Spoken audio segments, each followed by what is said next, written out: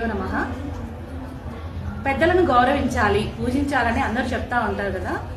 మరి చనిపోయేటువంటి తాత ముత్తాతలు మన వంశీయులు ఎవరైతే ఉంటారో మన వంశం పరంపర వాళ్ళ యొక్క తర్పణాలను చేయడం చాలా ముఖ్యమైన విషయం.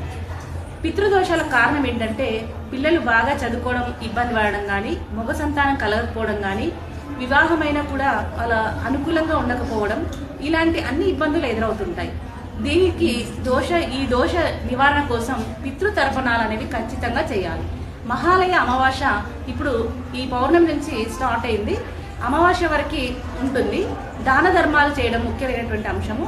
కాబట్టి పితృతర్పణాలు తెలియని వాళ్ళు కానీ అందరూ కూడా చేయాలి. తెలిసిన వాళ్ళు తెలియని వాళ్ళందరూ కూడా దాన ధర్మాలు చేయడం వల్ల ఈ దోషాన్ని నివృత్తి చేసుకోవచ్చు. ముఖ్యంగా అన్నదానము, వస్త్రదానము, గొడుగు దానము, చెప్పుల దానము, వాళ్ళకి ఏవి ఇష్టం ఉంటాయో అవన్నీ కూడా అమావాస్య రోజు. నమః. పితృదేవతల గురించి మనం మాట్లాడుతున్నాం. నిన్నటి వీడియోకి కంటిన్యూషన్గా ఆదివారం అమావాస్య రోజు మనము ఈ పితృదేవతలకి తర్పణాలను సమర్పించాల్సిన అవసరం ఉంది. మన దగ్గర కొంచెం ఆర్థికంగా బాగుంటే కాశీ, ప్రయాగ, వారణాసి లాంటి క్షేత్రాలలో వాళ్ళ పేరు మీద మన ముత్తాత, తాత, తండ్రి పేరు మీద, ముగ్గురు పేరు మీద మనం పిండ ప్రదానం చేస్తూ అక్కడ దాన ధర్మాలను సమర్పించినట్టయితే పితృదేవతల యొక్క ఆత్మలు శాంతిస్తాయి. దానివల్ల వంశాభివృద్ధి జరుగుతుంది. పిల్లలకి సమస్యలు అనేవి ఉండవు. అబార్షన్స్ అవ్వడం కానీ, పిల్లలు పుట్టకపోవడం కానీ, పెళ్లి జరగకపోవడం కానీ, పిల్లలు పెళ్ళైన తర్వాత అనుకూలంగా ఉండకపోవడం కానీ, ఇలాంటి సమస్యలు అన్నిటికీ కూడా పరిష్కారం జరుగుతుంది. ఇది తెలియక చాలామంది పితృదేవతలను పూజించడం మర్చిపోతున్నారు.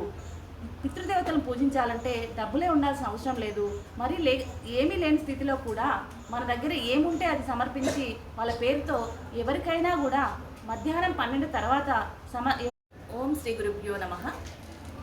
పితృదేవతల పేరు మీద మనం ఏదైతే దానం చేయాలనుకుంటున్నామో అది ఎవరికి అర్హత ఉందో అలాంటి వ్యక్తులను ఎంపిక చేసుకొని మనము ఆహారము, వస్త్రాలు, గొడుగు, చెప్పులు, వాళ్ళకి ఇష్టమైనటువంటి ఆహార పదార్థాలను అన్నిటినీ కూడా సమర్పించాల్సిన అవసరం ఉంటుంది. దీనివల్ల పిల్లల అభివృద్ధి జరుగుతుంది.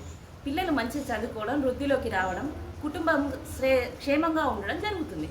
సో ఇది తెలియక చాలామంది మాకు ఇది ఇలా అవుతుంది, అది అలా అవుతుందని బాధపడుతూ ఉంటారు. అలా కాకుండా ఎలా నడుచుకోవాలనే విధానాన్ని తెలుసుకుంటే కనుక సింపుల్గా మనం సమస్యల నుంచి బయటికి రావచ్చు. ఆదివారం అమావాస్య మధ్యాహ్నం 12 తర్వాత ఈ దానాలు అనేది చేయవలసిన అవసరం ఉంటుంది. ఇది సాధారణంగా సింపుల్గా కూడా చేసుకోవచ్చు. సామాన్యుడి నుంచి ఎంత ఉన్నత స్థితిలో ఉన్న వాళ్ళైనా సరే దీన్ని చేసుకోవడానికి వీలవుతుంది. కాబట్టి తప్పకుండా అందరూ దీన్ని పాటిస్తూ అందరూ సుఖ సంతోషాలతో ఉండాలని కోరుతూ సర్వేజనో సుఖినో భవ.